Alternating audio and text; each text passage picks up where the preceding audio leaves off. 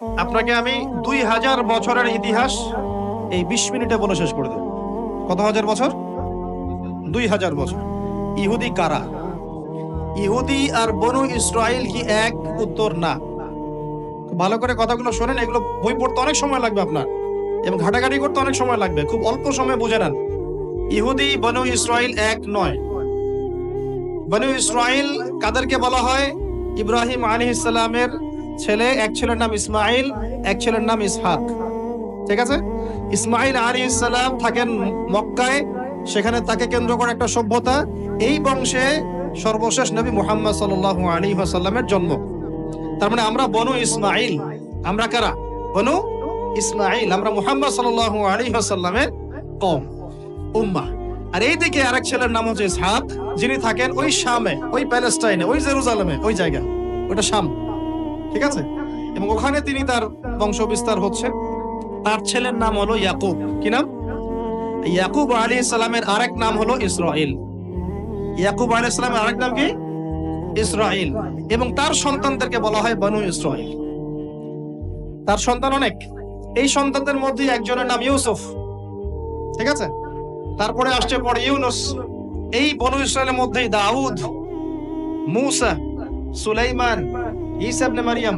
বলা হয় 1,24,000 নবী রাসূলের মধ্যে বেশিরভাগই এখানে এসেছে। তাহলে বনু ইসরাইল বলা হচ্ছে এই কওমটাকে। তা ওদের নাম বনু ইসরাইল থেকে ইহুদি হলো কখন? যখন তারা ঈসা আলাইহিস সালামকে স্বীকার করলো না তখন। ঈসা আলাইহিস সালাম কি তাদের মধ্যে আসেন নাই?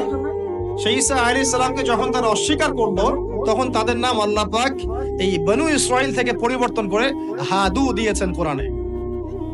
কুল ইয়া আইয়ুহাল্লাযীনা হাদু ইন যাআমতুম আন্নাকুম আউলিয়াউ লিল্লাহি মিন দুনিন নাস ফাতামান্নাউল মাউত। আছে না কোরআনে? অনেক জায়গা আছে। আল্লাহ পাক তখন তাদেরকে আর বনু ইসরাইল বলছেন না, বলছেন ইয়াহুদ। কি বলছেন?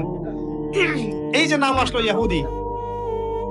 তো বনু ইসরাইল এবং ইহুদি এক নয়। বনু ইসরাইলরা ভালো ছিল এবং তারা ওই সময়কার মুসলিম ছিল। যখন তারা আল্লাহ পাকের আনুগত্য করেছিল, আল্লাহ পাক তাদেরকে সমৃদ্ধি দিয়েছিলেন, ঠিক আমাদের মতোই। আর যখন তারা আল্লাহ পাকের আনুগত্য করে নাই, পথভ্রষ্ট হয়ে যায়, আল্লাহ পাক তাদেরকে শাস্তি দিয়েছে। এক পর্যায়ে তারা যখন নবীদেরকে হত্যা করা শুরু করেছিল, অনেক নবীকে হত্যাও করেছে। যেমন জাকারিয়া আলাইহিস সালামকে তারা হত্যা করেছে, ইয়াহইয়া আলাইহিস সালামকে হত্যা করেছে। সূরা ইয়াসিন পড়ে দেখেন, ওখানে একই দিনে 3 জন নবীকে হত্যা করা হয়েছে। পড়ে দেখেন। তো মূল কথা হচ্ছে, নাম চেঞ্জ হলো কখন? যখন তারা সত্য থেকে পথভ্রষ্ট হয়ে গেল, ঈসা আলাইহিস সালামকে তারা অস্বীকার করলো, তখন আর বনু ইসরাইল নয়, ইয়াহুদ। এখন তাদের মধ্যে একজন অন্যতম নবী ছিলেন দাউদ আলাইহিস সালাম। কি নাম? বলেন নাম, মুখস্থ করেন। তাদের নাম কি? আচ্ছা, দাউদ আলাইহিস সালাম ছোট, তখন 14-15 বছর বয়স হবে। আল্লাহ পাক মূসা আলাইহিস সালামকে বলেছিলেন, তুমি তোমার সম্প্রদায়কে নিয়ে এই জেরুজালেমে যুদ্ধ করবে। কাকে বলেছেন? মূসা আলাইহিস সালামকে। তুমি মূসা আলাইহিস সালাম তোমার সম্প্রদায়কে নিয়ে এই জেরুজালেমে গিয়ে যুদ্ধ করো। ওখানে আমালেকা নামে একটা সম্প্রদায় আছে, এরা খুবই শক্তিশালী। তবে তোমরা যদি ঈমানদার হও, তোমরা এর উপর বিজয় লাভ করবে। এর আগ পর্যন্ত এরা কিন্তু ওখানে ঢুকতে পারে নাই। কথা বুঝতে পারছেন? আল্লাহ পাক শর্ত দিলেন, যদি যুদ্ধ করে জয় করতে পারো, তাহলে তোমাদের এই জায়গাটা তোমাদের। তো মূসা আলাইহিস সালাম বললেন তার কওমকে, চলো যুদ্ধ করি। তো মূসা আলাইহিস সালামের কওম বলছে, ইযহাব আনতা ওয়া রাব্বুকা ফাকাতিলা ওয়া ইন্না হাহুনা কাঈদুন। এই মূসা, তুমি যাও আর তোমার রব গিয়ে যুদ্ধ করো, আমরা এখানে বসে থাকি। কথা কি বুঝতে পারেন না? মানে এরা কোন কওম? ওই যে ফেরাউনকে ডুবে মরতে দেখেও বিশ্বাস করে না, বাছুর পূজা শুরু করে। আল্লাহ পাক একটার পর একটা নিদর্শন দেখান, তাও অস্বীকার করে। তাওরাত নিতে গিয়েছেন মূসা আলাইহিস সালাম, এসে দেখেন তারা বাছুর পূজা শুরু করেছে। মান্না সালওয়া আল্লাহ দিচ্ছেন, তাও অস্বীকার করে। মৃত থেকে জীবিত করেন, তাও অস্বীকার করে। শেষমেশ বলে বসলো যে, ইয়া মূসা লান নুমিনা লাকা হাত্তা নারাল্লাহ জাহরা। হে মূসা, আমরা তোমার প্রতি বিশ্বাস করব না যতক্ষণ না আল্লাহকে সামনে দেখাচ্ছ আমাদের চোখ দিয়ে। এটা সেই জাত যে নবীদেরকে এত কষ্ট দিয়েছে। মূসা আলাইহিস সালাম যখন বললেন চলো, আল্লাহ পাক যুদ্ধের কথা বলেছেন, ওটা যুদ্ধ করে জয় করতে পারলে আমাদের হয়ে যাবে। তো বলছে, ওখানে আমালেকা সম্প্রদায় আছে এত বড় শক্তিশালী, তুমি যাও তোমার রব গিয়ে যুদ্ধ করো, আমরা এখানে বসে আছি। আর আমাদের নবী মুহাম্মদ সাল্লাল্লাহু আলাইহি ওয়াসাল্লাম যখন বদরের মাঠে 313 জনকে নিয়ে পরামর্শ করছেন কি করব, যুদ্ধ করব কিনা, তখন আমাদের মুসলিম সেনা বাহিনীর মধ্যে যে সাহাবীরা ছিলেন, সাদ বিন মুয়াজ রাদিয়াল্লাহু আনহু, তিনি বলছিলেন, ইয়া রাসূলুল্লাহ সাল্লাল্লাহু আলাইহি ওয়াসাল্লাম, আপনি আমাদেরকে নিয়ে বদরের মাঠ কেন, যদি উত্তাল সাগরেও ঝাঁপ দিতে চান আমরা সেখানেও ঝাঁপ দিব। কত পার্থক্য, তাই না? তিনি বলছিলেন যে আমরা সেই কথা আপনাকে বলবো না যেই কথা মূসা আর কওম মূসাকে বলেছে, বরং আপনি যদি আদেশ করেন আমরা উত্তাল সাগরেও ঝাঁপ দিতে পারি। এমনি এমনি তো বদরের যুদ্ধ আসে নাই, বিজয় আসে নাই, এইসব ইমানের কারণে এসেছে। এখনো কি এই মাজলুম ভাইরা উত্তাল সাগরে ঝাঁপ দেয় নাই? তারা তাই করছে। ওইদিকে আসছি আমি পড়ে, এই জায়গাটা একটু বোঝেন।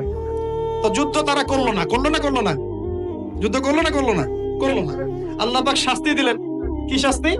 40 বছর আল্লাহ পাক ওদেরকে একটা জায়গায় ঘুরপাক খাওয়ানো শুরু করলো। সকালে উঠে একটা পাহাড়কে কেন্দ্র করে ঘুরতো, সন্ধ্যায় এসে আবার সেই জায়গায় থেমে যায়। এটাকে বলা হয় তিহ উপত্যকার 40 বছরের শাস্তি। সূরা বাকারার মধ্যে দলিল আছে। এবার মূসা আলাইহিস সালামের জীবনটা শেষ, উনার হায়াত শেষ, উনি চলে গেলেন আল্লাহর কাছে। পরবর্তীতে নবী হলেন ইউশা বিন নুন। কি নাম? ইউশা বিন নুন। মনে রাখার চেষ্টা করেন, ভুলে যান না আবার। ইউশা বিন নুন একজন নবী। এবার ইউশা বিন নুনের সময় ওই বনু ইসরাইলি বলছে যে আমরা যুদ্ধ করতে চাই, ওই জায়গা আমরা দখল করতে চাই। কোন জায়গা ভাই? কোন জায়গায় যুদ্ধ করতে চায়?